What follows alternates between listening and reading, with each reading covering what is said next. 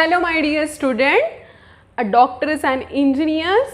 So welcome to OASIS Education. जैसे कि हम लोग जो चैप्टर देख लेते हैं nuclear physics and radio activity, तो हमने प्रीवियस में क्या देखा था? अल्फा डिके, रेडियो एक्टिविटी जो एमिट करता है उसमें का हमने अल्फा डिके देखा था। आज हमको देखना है बीटा डिके। ओके, तो आप अगर घर पे ही हो ऑब्वियसली, घर पे नहीं तो और कहाँ जा सकते हो, कोविड का दौर चल रहा है, घर पे ही रहना है। तो आप देख रहे होंगे कि बाहर का वेदर बहुत अच्छा है, हल्की सी बारिश आ रही है, और यही तो है बारिश के मौसम में पढ़ने का अपना ही कुछ एक अलग मज़ा होता है। तो चलो फिर स्टार्ट करें हमारा beta decay.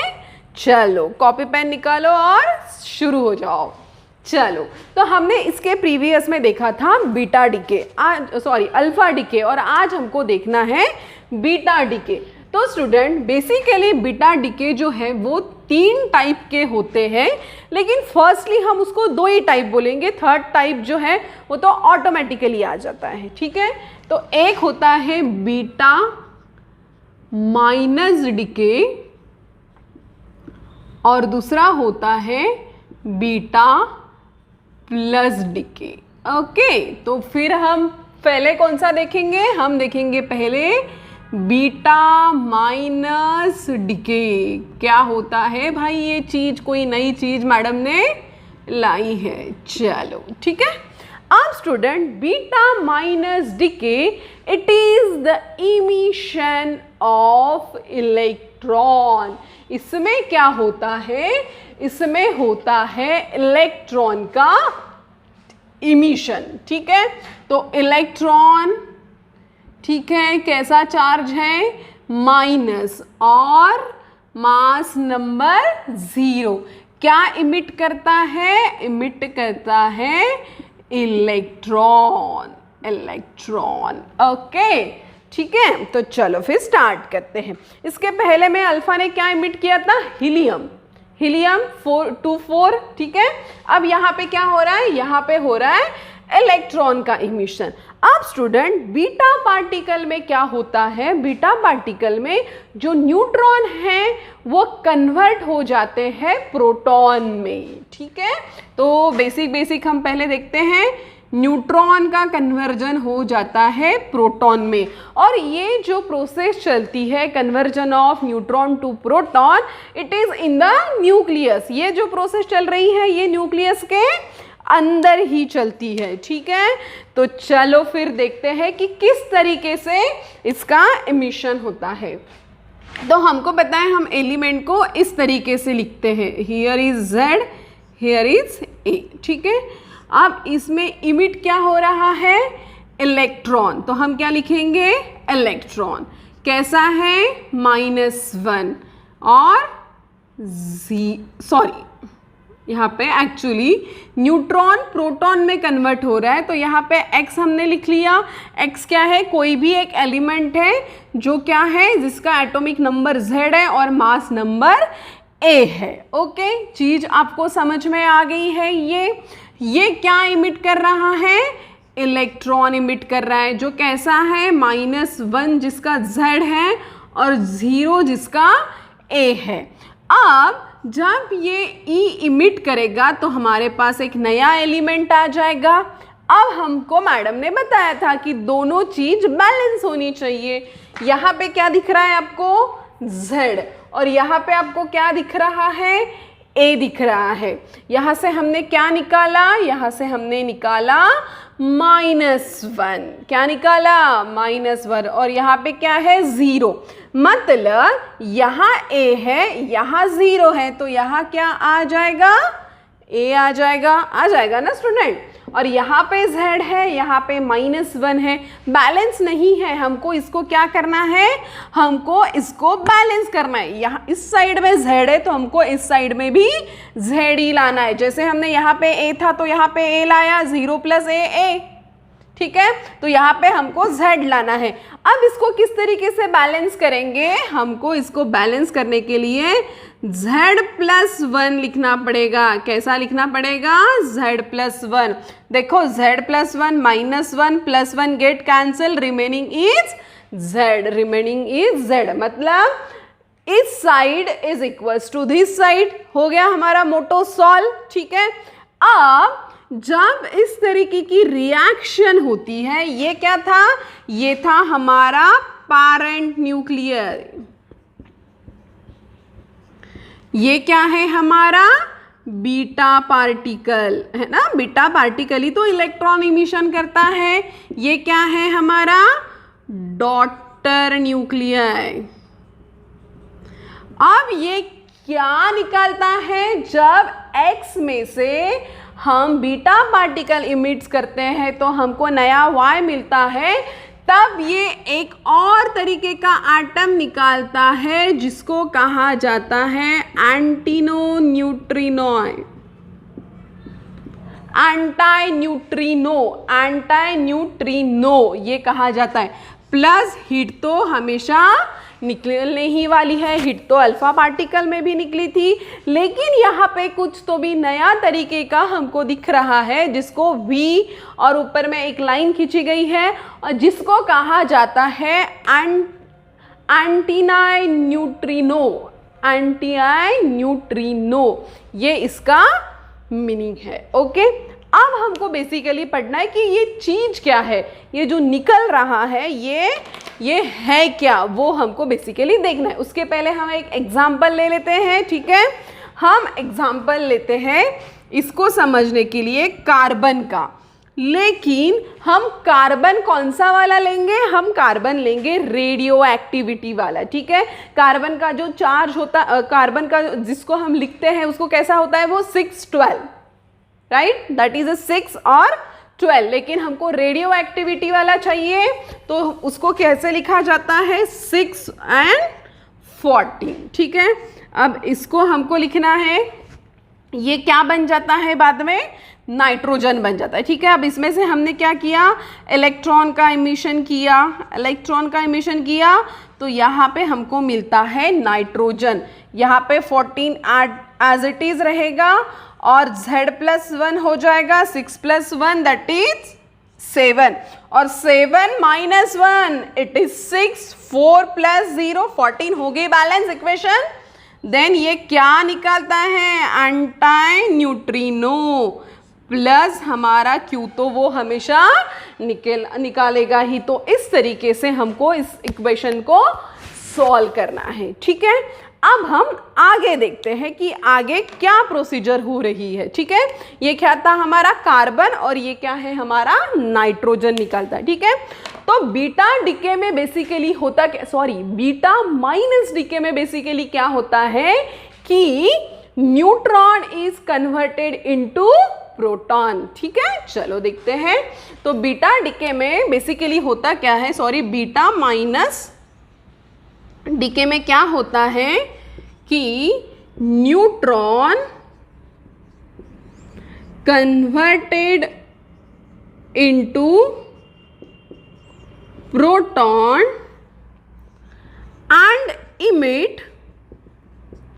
and emit a other particle that is anti-neutrino. ठीक है, जब न्यूट्रॉन प्रोटॉन में कन्वर्ट हो जाता है, न्यूट्रॉन प्रोटॉन में कन्वर्ट हो जाता है तो वो क्या निकालता है, एंटी-न्यूट्रिनो जैसा एक पार्टिकल एमिट करता है। अब देखो समझने वाली बात है कि ये जो प्रोसेस है ये कहाँ पे हो जाती है, न्यूट्रॉन कन्वर्टेड इनटू प्रोटॉन इन न्यूक्लियस। ये प्रोसेस न्यूक्लियस में ही हो जाती है क्योंकि प्रोटॉन न्यूट्रॉन कहाँ प्रेजेंट होते हैं, न्यूक्लियस में प्रेजेंट होते हैं। तो ये जो टर्म है ये ऑलरेडी इन न्यूक्लियस में, मतलब न्यूक्लियस में क्या हो जाता है, न्यूट्रॉन प्रोटॉन में कन्वर्ट हो जाता है। चलो अब हम बात करते हैं कि हमारा जो ए था यहाँ पे वो तो वैसा ही रह गया, सिर्फ क्या चेंज हो गया, Z। अब ऐसा क्यों हुआ भाई, ए क्यों नहीं चेंज हुआ, सिर्फ Z ही क्यों चेंज हुआ मैडम? तो देखो समझते हैं बातों को कि हमने क्या किया, हमने किया न्यूट्रॉन कन्वर्टेड इनटू प्रोटॉन।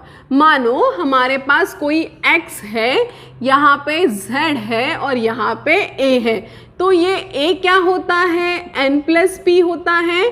मानो यहाँ पे 20n था प्लस 20p था, तो हाउ मच इज 40a हो गया। ठीक है, अगर मैंने न्यूट्रॉन को प्रोटॉन में कन्वर्ट कर दिया तो यहाँ पे तो 19 न्यूट्रॉन बच जाएगा, लेकिन यहाँ पे तो 21 प्रोटॉन हो जाएगा, तो इट इज ऑल्सो 40a। मतलब यहाँ आपको बात समझ में आ गई कि न्यूट्रॉन प्रोटॉन में कन्वर्ट भी हो रहा है, तो a पे तो कुछ भी इफेक्ट नहीं हो रहा ना बच्चों। a तो अपना जैसे 40 था, पहले भी 40 था, अभी भी 40 है, तो नथिंग ए इज चेंज। ए में किसी भी तरीके का चेंजेस नहीं आ रहे, इसीलिए हमारा ए क्या है, एज इट इज है। अब ये हमको देखना है कि बीटा माइनस डीके में न्यूट्रॉन प्रोटॉन में कन्वर्ट क्यों होता है। ठीक है, चलो, तो आपको एक चीज पता है, हमने इसके पहले एक ग्राफ देखा था जिसमें हमारा मास नंबर और बाइंडिंग एनर्जी वाला था, जिसमें ये जो लाइन थी ये क्या थी, यहाँ पे स्टेबल एलिमेंट्स थे, यहाँ पे हमारे स्टेबल एलिमेंट्स थे। अब जो हमारा ये एलिमेंट है, मे बी ये इस लाइन पे होगा या मे बी ये इस लाइन पे होगा, इसीलिए वो अनस्टेबल है, इसीलिए वो क्या है, अनस्टेबल है। अब उसको अपनी स्टेबिलिटी चाहिए, वो स्टेबल होना चाहता है, तो स्टेबल अगर उसको होना है तो क्या होगा, उसको स्टेबल होने के लिए कुछ तो इमिशन करना पड़ेगा। अब यहाँ देखो कि हमने यहाँ पे n को ही p में क्यों कन्वर्ट किया, क्योंकि मानो ये जो एलिमेंट है वो मे बी ये लाइन के अपर में है, मतलब n/p रेशो कैसा है, मैक्सिमम है। n/p रेशो कैसा है, मैक्सिमम है, ज्यादा होगा n/p रेशो, मतलब n ज्यादा होगा एज कंपेयर टू p से, तो क्या होगा, n/p रेशो ज्यादा है, लेकिन हमको स्टेबल लाइन पे आना है। स्टेबल लाइन पे आने के लिए हमको क्या करना पड़ेगा, n को अगर हम p में कन्वर्ट करते हैं तो n/p रेशो कम हो जाएगा।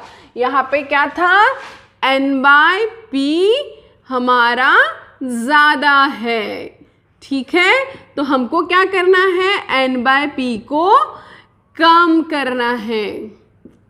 अगर हमको n/p को कम करना है तो हमको क्या करना पड़ेगा, n is converted to p, neutron को प्रोटॉन में कन्वर्ट करना पड़ेगा।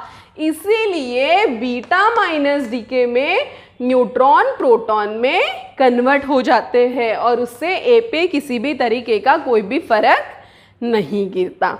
तो यहाँ पे आपको बीटा माइनस डीके का ये कन्वर्जन समझ में आ गया। अब आपके दिमाग में बात आ रही होंगी कि ये एंटी न्यूट्रिनो क्या है मैडम, ये कहाँ से आ गया, तो अभी हम उसको ही समझते हैं। ठीक है,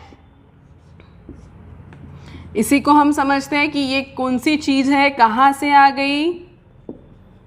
ठीक है, इसको हम समझते हैं। चलो, इसको हम देखते हैं कि ये चीज क्या है और ये कहाँ से आ गई है।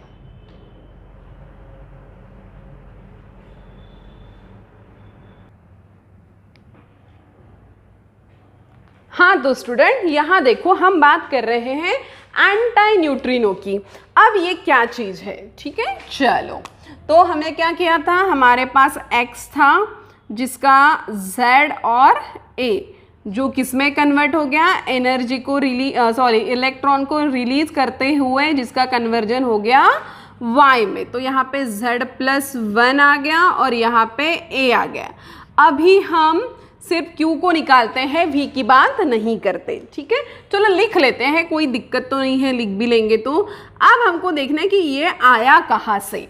तो अब यहाँ देखो, इसको अगर हमको लिखना है, तो हम इसको किस तरीके से लिखेंगे, q is equals to mx minus me plus my into C square. मतलब ये क्या हो जाएगा, mx minus me plus my into 931.5 mega electron volt. How much is this value, 931.5 mega electron volt. अब यहाँ पे चीज को समझो, सेम हमने जो बात अल्फा में की थी वही बात हम यहाँ पे करेंगे कि किसी भी चीज से, वहाँ पे तो हीलियम था, यहाँ पे इलेक्ट्रॉन है, बात आ गई आपको समझ में, यहाँ पे इलेक्ट्रॉन है, वहाँ पे हीलियम था। सेम अगर हम बंदूक की बात कर रहे हैं, गोली निकल रही है, तो मास डिफेक्ट कुछ होगा नहीं। वाई कोई भी मास का डिफेक्ट नहीं होगा? बिकॉज यहाँ पे आप देखो कि जो E है वो तो बहुत ही छोटा है। कैसा है? उसका जो मास है वो बहुत छोटा है, मतलब वो मैक्सिमम एनर्जी लेगा।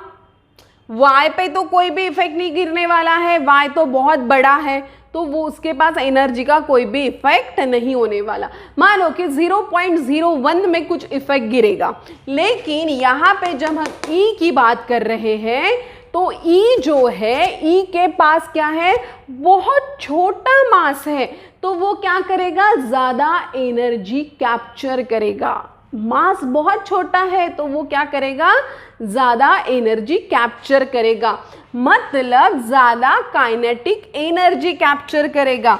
मतलब Q is nearly equal to kinetic energy of beta particles. Q is nearly equal to kinetic energy of beta. Why? Beta क्योंकि यहाँ पे ये जो इलेक्ट्रॉन है वही तो बीटा पार्टिकल है, sorry minus madam, minus beta है, तो ये ज़्यादा एनर्जी ऑक्युपाई कर लेगा। वाई के पास तो बहुत ही छोटी एनर्जी रहेगी।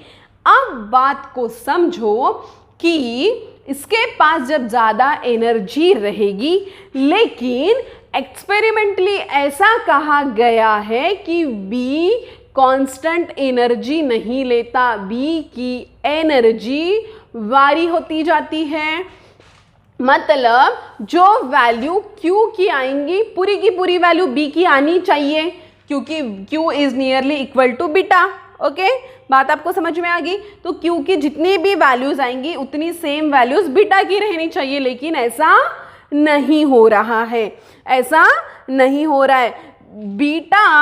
बीटा जो है वो वेरिएबल एनर्जी लेता है, वेरिएबल एनर्जी लेता है, सेम एनर्जी नहीं लेता। बीटा क्या करता है? वेरिएबल एनर्जी लेता है। मतलब यहाँ पे मानो Q के पास 10 मेगा इलेक्ट्रॉन वोल्ट एनर्जी है, तो बीटा इसमें से हार्डली मानो 8 मेगा इलेक्ट्रॉन वोल्ट एनर्जी ले रहा, और जो 2 मेगा इलेक्ट्रॉन वोल्ट बची, 10 Q के पास था, तो Q जितना 10 था उतना ही 10 तो बीटा ने भी लेना चाहिए, लेकिन यहाँ पे एक वैल्यू लिखी है कि बीटा वेरिएबल एनर्जी लेता है, कांस्टेंट एनर्जी बीटा नहीं लेता। तो जो 10 है, 10 में से 8 mega electron volt energy beta ने ली, तो कितनी रिमेनिंग बची? 2 मेगा इलेक्ट्रॉन वोल्ट। तो Y कितनी लेगा? Y तो बहुत बड़ा मास है, तो एकदम छोटी एनर्जी लेगा, तो Y मानो 0.5 मेगा इलेक्ट्रॉन वोल्ट एनर्जी लेगा। तो रिमेनिंग जो बची, कितनी बची रिमेनिंग? 0.5। तो रिमेनिंग जो 1.5 एनर्जी बची वो कहाँ गई? वो गई एंटी न्यूट्रिनो, वो गई एंटी न्यूट्रिनो के पास। ठीक है, ये ओनली एग्जाम्पल है स्टूडेंट, ठीक है, कोई कांस्टेंट वैल्यू नहीं है, इट इज ओनली एग्जाम्पल। तो वो किसने ली? एंटी न्यूट्रिनो ने ली, तो एंटी न्यूट्रिनो जनरेट हुआ है। बात आपको समझ में आई? जैसे यहाँ पे इलेक्ट्रॉन जनरेट हुआ था। हम बात किसकी कर रहे हैं? हम बात न्यूक्लियस की कर रहे हैं। तो न्यूक्लियस में तो इलेक्ट्रॉन है नहीं, लेकिन यहाँ तो इलेक्ट्रॉन आया, स्टेबिलिटी के लिए यहाँ इलेक्ट्रॉन आया। तो ये इलेक्ट्रॉन जो आया, ये कैसा इलेक्ट्रॉन है? जनरेटेड इलेक्ट्रॉन है, ये जनरेट हुआ है न्यूक्लियस के अंदर। उसी तरीके से एनर्जी कैप्चर करने के लिए एंटी न्यूट्रिनो जनरेट हुआ है, और इसीलिए यहाँ पे इस तरीके का इक्वेशन हमको मिल गया है। ये इसीलिए यहाँ पे इस तरीके का इक्वेशन हमको मिला है, ठीक है। Z है, that is Z, anti neutrino कैसे आया, इस तरीके से आया, ठीक है। अब हम एंटी न्यूट्रिनो ने क्या किया, एनर्जी का कंजर्वेशन किया, ठीक है। एंटी न्यूट्रिनो कंजर्व एनर्जी, ठीक है। एंटी न्यूट्रिनो ने क्या किया, एनर्जी का कन्वर्जन किया, कंजर्व एनर्जी। अब हम बात करते हैं स्पिन की। स्पिन आपने देखा था, न्यूट्रॉन प्रोटॉन का angular momentum which is called as spin. अब यहाँ पे हमने देखा कि न्यूट्रॉन कन्वर्ट हो गया प्रोटॉन में, न्यूट्रॉन किस में कन्वर्ट हो गया, प्रोटॉन में। और कैसे हो गया, इलेक्ट्रॉन की वजह से। कैसे हो गया, इलेक्ट्रॉन की। अगर इसकी स्पिन की वैल्यू 1/2 है, इसकी भी 1/2 है, इसकी भी 1/2 है, तो क्या ये बैलेंस है। ये साइड स्पिन आप कॉपी में देखो लिखा है the spin value is +or-1/2, +or-1/2। तो इसकी अगर स्पिन की वैल्यू 1/2 है, इसकी 1/2 इसकी, तो ये तो बैलेंस ही नहीं है। तो यहाँ पे अगर मैं एंटी ला लेती हूँ तो गेट कैंसिल, तो this value is equals to this value. तो ये चीज आपको समझ में आ गई कि एंटी न्यूट्रिनो की एंट्री इस तरीके से हुई कि वो क्या करता है, एनर्जी का कंजर्वेशन करता है, ठीक है। तो ये छोटा सा था हमारा बीटा माइनस डीके। अब हम देखने वाले हैं बीटा प्लस डीके। तो मैं इसको इरेज नहीं करूंगी क्योंकि दोनों में माइनस फर्क का ही डिफरेंस है, ठीक है। तो हम इसको मिटाएंगे नहीं। आप ब्लैक बोर्ड व्हाइट बोर्ड पे जो लिखा गया है आप उसको नोट डाउन कर लीजिए और हम आगे बढ़ते हैं।